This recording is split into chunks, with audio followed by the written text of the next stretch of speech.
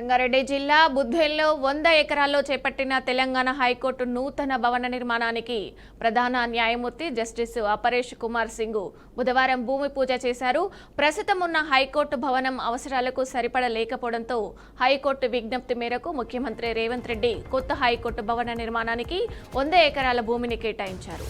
1550 కోట్ల రూపాయల అంచనాతో భవన నిర్మాణ కాంట్రాక్టును DEC infrastructure and project private limited దక్కించుకుంది. 3 ఏళ్లలోగా భవన నిర్మాణాన్ని పూర్తి చేయనున్నట్లు కంపెనీ చెప్పింది. భూమి పూజ అనంతరం హైకోర్టు భవనానికి కేటాయించిన స్థలాన్ని ప్రధాన న్యాయమూర్తి నలుమూలలా తిరిగి పరిశీలించారు.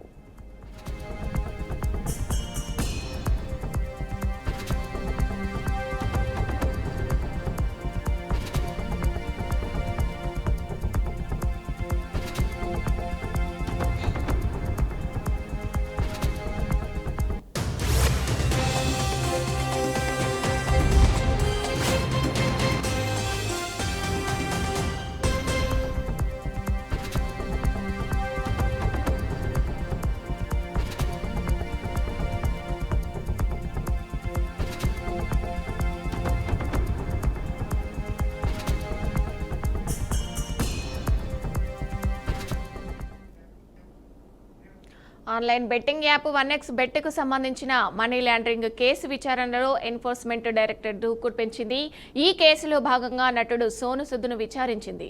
ఢిల్లీలోని ఈడీ కార్యాలయంలో అధికారులు ఆయన 7 గంటలకు పైగా సుదీర్ఘంగా ప్రశ్నించారు. ఈ కేసులో విచారణ ఎదుర్కొంటున్న ప్రముఖుల జాబితా రోజురోజుకు పెరుగుతుంది. నిన్న భారత మాజీ క్రికెటర్ యువరాజ్ సింగ్ను కూడా ఈడీ అధికారులు విచారించారు. ఆయనతో పాటు నటి, ఇన్ఫ్లుయెన్సర్లు అన్వేషి జైన్ను కూడా ప్రశ్నించినట్లు తెలిసింది. యాప్ను ప్రమోట్ చేయడానికి కుదుర్చుకున్న ఒప్పందాలు, అందుకు సంబంధించిన ఆర్థిక లావాదేవీల వివరాలను అధికారులు వారి నుంచి సేకరించినట్లు సమాచారం.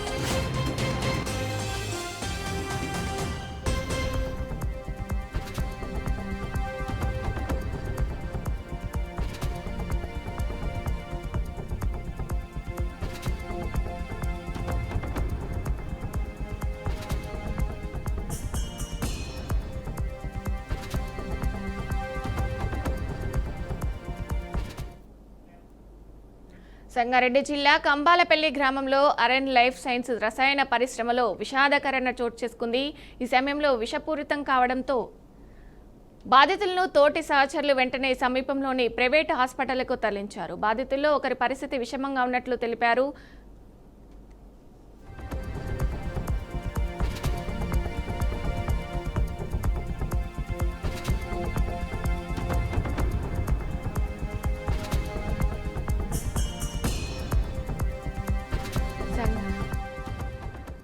సంగారెడ్డి జిల్లా కంబాలపల్లి గ్రామంలో అరెన్ లైఫ్ సైన్స్ రసాయన పరిశ్రమలో విషాదకర ఘటన చోటు చేసుకుంది. కార్మికులు పనిచేస్తున్న సమయంలో విషపూరిత రసాయనం అనుకోకుండా ఒంటి మీట పడడంతో 4 కార్మికులు తీవ్రంగా గాయపడ్డారు. బాధితులను తోటి సహచరులు వెంటనే సమీపంలోని ప్రైవేటు హాస్పిటల్కు తరలించారు. బాధితుల్లో ఒకరి పరిస్థితి విషమంగా ఉన్నట్లు తెలిపారు. ఘటనా స్థలానికి చేరుకున్న పోలీసులు దర్యాప్తు ప్రారంభించారు.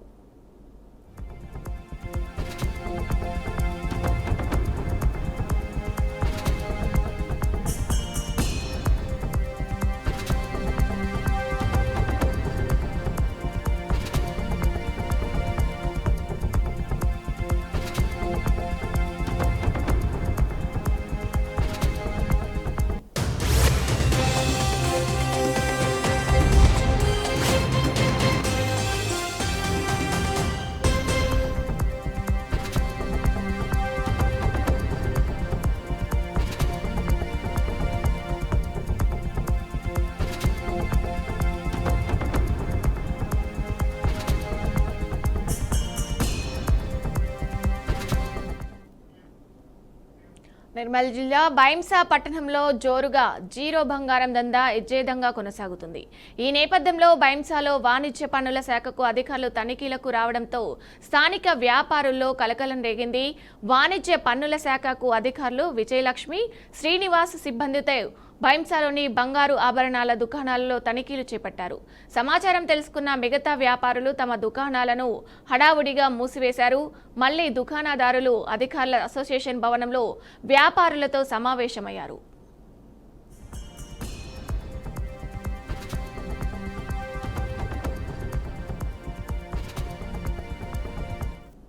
ఇటీవల నిర్మలలోను పలు బంగారం, వెండి వర్తక దుకాణాలలో వ్యాపారుల ఇళ్లలో ఐటీ, వాణిజ్య పన్నుల శాఖ అధికారులు తనిఖీలు చేశారు. బైంసాలో మాత్రం వర్తకులతో అసోసియేషన్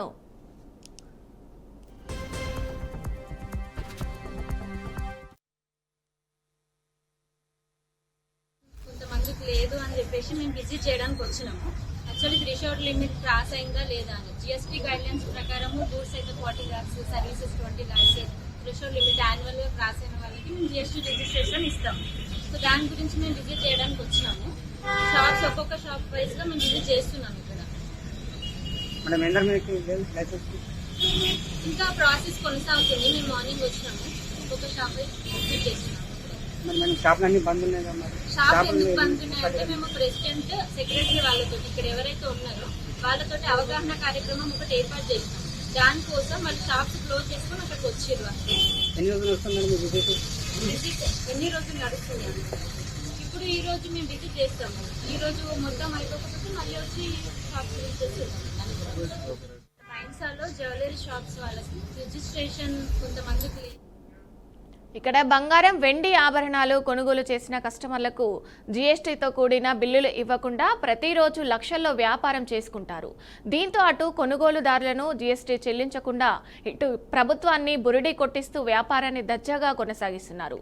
ఇంత జరుగుతున్న సంబంధిత శాఖ అధికారులు తీరు పలు విమర్శలకు తావేసింది. అధికారులు మాత్రం ఇలా వచ్చి అలా వెళ్లారని ప్రజలు గుసగుసలాడుతున్నారు.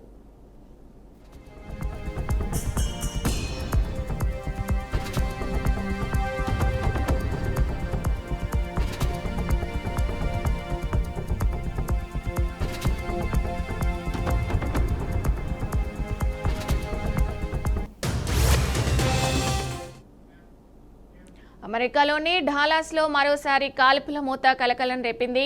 ఓ ప్రభుత్వ భవనాన్ని లక్ష్యంగా చేసుకుని ఓ ఆఘాంతకుడు కాల్పులకు తెగపడ్డాడు. ఈ ఘటనలో నిందితుడితో సహా 2 మరణించగా మరో 2 తీవ్రంగా గాయపడ్డారు. నార్త్ స్టేమన్స్ ఫ్రీవేలోని 8100 బ్లాక్లో ఈ ఘటన చోటు చేసుకుంది. America immigration and customs enforcement విభాగానికి చెందిన డిటెన్షన్ కేంద్రం పక్కనే ఉన్న భవనం నుంచి ఓ దుండగుడు కాల్పులు జరిపాడు. ఈ దాడిలో కార్యాలయంలో ఉన్న ఒక వ్యక్తి అక్కడికక్కడే ప్రాణాలు కోల్పోయారు. సమాచారం అందుకున్న వెంటనే పోలీసులు ఘటనా స్థలానికి చేరుకుని సహాయక చర్యలు చేపట్టారు. కాల్పుల్లో గాయపడిన మరో 2 చికిత్స నిమిత్తం సమీపంలోని ఆసుపత్రికి తరలించారు. కాల్పులు జరిపిన నిందితుడు కూడా మరణించినట్లు పోలీసులు వెల్లడించారు.